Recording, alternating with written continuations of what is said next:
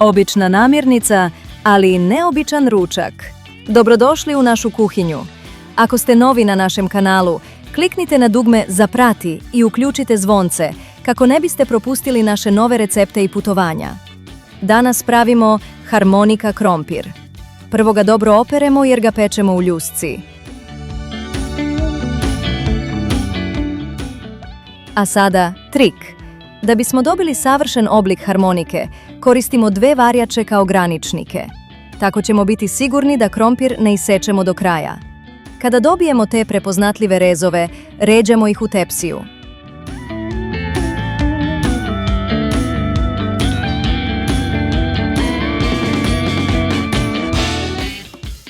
U svaki prorez bogato sipamo susam.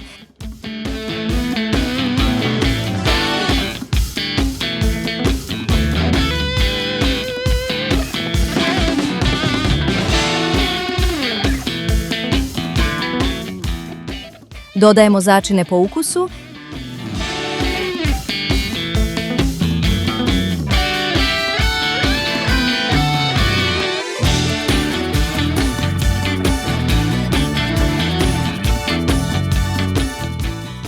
i na kraju sve prelijemo uljem.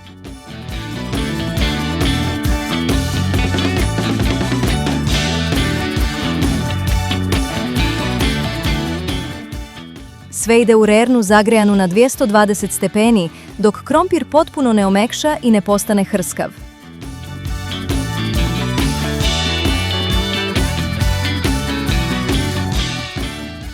I evo ga, brz i jednostavan ručak na sasvim poseban način. Hvala vam što ste bili sa nama. Ne zaboravite da nas zapratite i obavezno pogledajte naše prethodne snimke. Prijatno!